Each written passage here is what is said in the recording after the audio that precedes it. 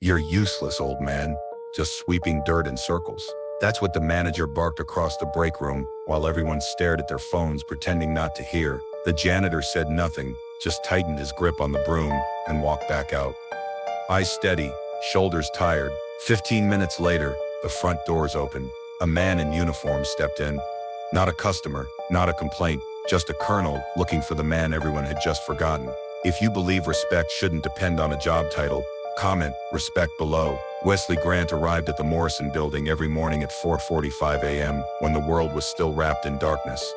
72 years of life had etched deep lines across his face, but his eyes remained clear and alert. Nobody ever greeted him by name, just sir or hey or nothing at all. Most days that was fine by him. Silence had become a familiar companion. His routine never varied. Clock and check the supply closet. Start with the lobby floor. The rhythmic sweep of his broom across marble was almost meditative. Left to right, forward and back. By sunrise, the entrance gleamed, welcoming employees who hardly noticed the man who made it shine. Wesley took pride in the details. Others overlooked. He straightened the fallen flags near the entrance, carefully adjusting the state and national colors until they hung perfectly aligned. He wiped fingerprints from glass doors, refilled paper towel dispensers, and quietly fixed the wobbly cafeteria table that always tilted to the left. His navy blue uniform hung slightly loose on his thinning frame. His boots were old but polished to a military shine, a habit from another life. His back hunched slightly from decades of bending and lifting, but his hands remained steady and strong. In 3 years at Morrison, Wesley had never called in sick, never asked for extra hour, never complained about the coffee stains deliberately left on freshly mopped floors or the occasional crude joke scribbled on bathroom walls. The younger staff often rolled their eyes when he nodded and said good morning. Some whispered when he shuffled past with his cart. A few kind souls would smile or hold doors open, but most treated him like a ghost, visible only when something needed cleaning. The building manager, Todd Raymond, sharp suit's sharper tongue, saw Wesley as background noise, an expense on a spreadsheet, a service to be tolerated rather than a person to be acknowledged. That Tuesday morning, Wesley had politely approached Todd in the break room about ordering new mop heads and sanitizer. The supply closet was running low, and the old equipment was wearing thin. Todd had looked up from his phone with contempt. "You're just sweeping dirt in circles, old man. Why would we invest in useless?" The break room fell silent. 6 employees suddenly found their coffee cups fascinating. Wesley nodded once, face unreadable. Understood. Then he went back to work, mop in hand, eyes lowered, dignity intact. Words spread through the office like a virus. Quiet whispers behind the cubicle walls, text messages between departments. By noon, everyone knew about Todd's outburst, but no one stood up for Wesley. Some shrugged it off with, "I mean, he's just the janitor." Others reasoned that Todd was having a rough quarter or personal problems at home. Most simply didn't want to get involved. Marketing coordinator Maya Lynn had witnessed the entire exchange, but kept her head down, ashamed of her own silence. She watched Wesley through her office window as he meticulously wiped fingerprints from the glass entrance doors, his movements deliberate and thorough, like the insult hadn't happened at all. "Someone should report Todd to HR," she whispered to her colleague. "For what? Being rude? That's not exactly a fireable offense," her coworker replied, eyes never leaving his computer screen. "Besides, janitors are a dime a dozen. If Wesley doesn't like it, he can find another minimum wage job." Lisa nodded reluctantly and returned to her spreadsheets, the knot in her stomach tightening. Outside her window, Wesley continued his work, invisible once more. At precisely 1:15 p.m., the front doors of the Morrison Building opened.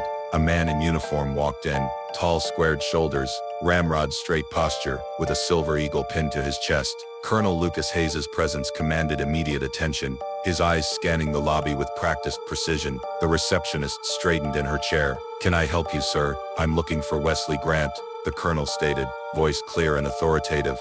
"I was told he works here." Todd emerged from his office, curiosity overriding his usual indifference. "He's, in the lobby. Is there a problem?" The colonel walked straight past him without acknowledgement. "I've been searching for this man for 17 years. Employees began emerging from their offices, drawn by the unusual visitor. Murmurs rippled through the growing crowd. What could a decorated military officer possibly want with their janitor? Wesley looked up from polishing a brass handrail, blinking in disbelief. The mop slipped on from his fingers and clattered to the floor.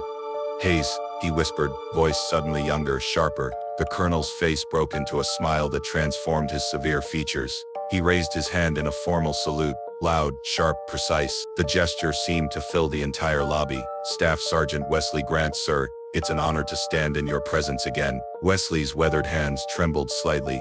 At ease, son. That was another lifetime. The colonel lowered his hand, but remained at attention. You carried me through 200 meters of open fire in Baghdad. 203. 3 bullets in my leg, 1 in my shoulder. I live because of you. Half my unit lived because of you. He turned to address the stunned audience that had gathered. This man received the Silver Star for valor under extreme conditions.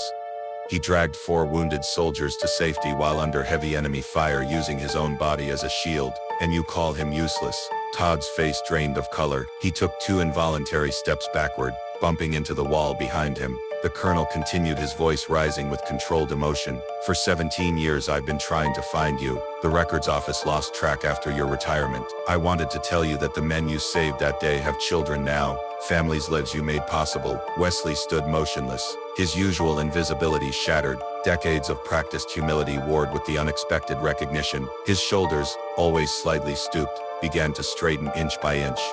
I never told them, Wesley said softly, gesturing to the office around him. It wasn't relevant to mopping floors. The colonel's eyes flashed. It's relevant to everything, sir. Everything. The Morrison Building lobby remained suspended in silence.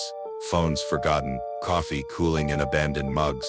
Eyes fixed on the unlikely reunion unfolding before them. Todd shifted uncomfortably. Ties suddenly too tight around his neck. There must be some misunderstanding, he muttered, voice hollow. I didn't mean. No one was listening to him anymore. Colonel Hayes crossed the gleaming floor, the floor Wesley had polished to perfection hours earlier, and embraced the older man. Wesley stood frozen for a moment. Then his rigid posture melted. A soft, dry laugh escaped him, the sound of rusted machinery finding movement again. Didn't think you remembered, Wesley said, pulling back to study the younger man's face. I never forgot.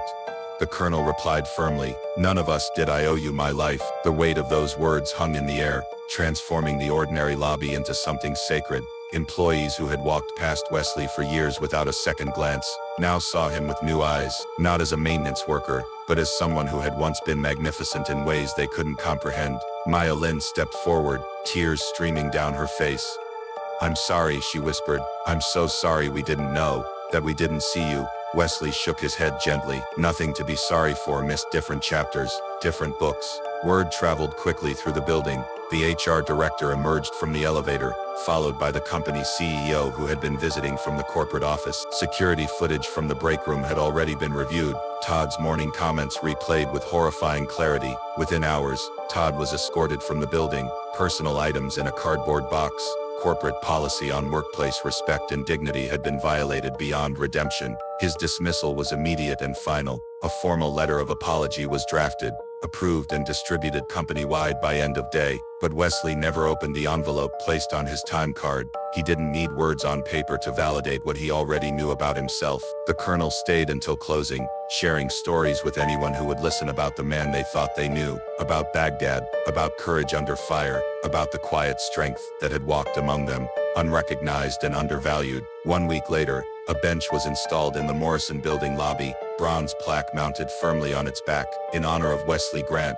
For those who clean, quietly and saved loudly. Wesley ran his calloused fingers over the engraved letters, embarrassed by the attention, yet touched by the gesture. Not necessary, he murmured to the CEO who stood beside him. Completely necessary, came the firm reply. Some things should never be forgotten again. The corporate culture shifted subtly, but definitively. Maintenance staff were introduced at company meetings. Names were learned, backgrounds acknowledged, contributions recognized. Small changes that cost nothing, but meant everything. Colonel Hayes visited every Veterans Day after that, brought coffee black with 1 sugar, the way Wesley liked it. They sat together on Wesley's bench, speaking in the shorthand of men who had seen the worst together and survived to remember it. You could have told them, the colonel said during one such visit. Use your military record to demand respect. Wesley shook his head, watching employees stream through the doors he'd cleaned that morning. Respect demanded isn't respect at all. It's just compliance. The colonel nodded slowly. Always were the wisest among us, Sarge. Wesley's smile was small but genuine. Nah, just old enough to know what battles matter. Wesley Grant retired 11 months later, just shy of his 74th birthday. There was no grand ceremony at his insistence, just a modest gathering in the break room where it had all begun. Coffee store bought cake and a gift card he would never use. Speech, someone called out, but Wesley simply shook his head. Just did my job, he said, voice gruff with emotion. Like all of you, do yours. He cleared his throat, uncomfortable with the attention, but determined to say one thing before he left. Thank you for seeing me before I went. Some folks live their whole lives invisible. The next morning when Wesley didn't arrive at 4:45 and the building felt the absence of his steady presence. The new janitor, Miguel, was efficient and friendly, but he wasn't Wesley. Something fundamental had changed in the Morrison Building, not in its structure or function, but in its heart. Young staff who had once hurried past with averted eyes now made a point of greeting Miguel by name. The break room was kept tidier. Coffee spills were wiped up rather than left for someone else to handle. Small courtesies multiplied, inspired by the memory of a man who had asked for nothing, but given everything. A framed photograph of Wesley and Colonel Hayes appeared near the front desk, not an official portrait, but a candid moment, captured during their last Veterans Day visit. They were laughing together on Wesley's bench, coffee cups raised in a toast to something only they understood. Underneath a simple inscription, respect is earned and sometimes mopped into the floor. Wesley's story traveled beyond the building walls.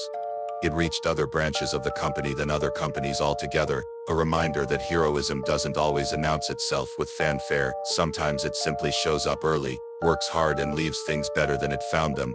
3 years after his retirement, Wesley passed away peacefully in his sleep. No dramatic last words, no deathbed revelations, just quiet dignity until the end. When news reached the Morrison Building, the flag outside was lowered to half-staff, an honor typically reserved for dignitaries and officials. No one questioned the decision. The following morning at precisely 8:17 a.m., the time when Wesley would typically finish the lobby and move to the upper floors, the entire building observed a minute of silence.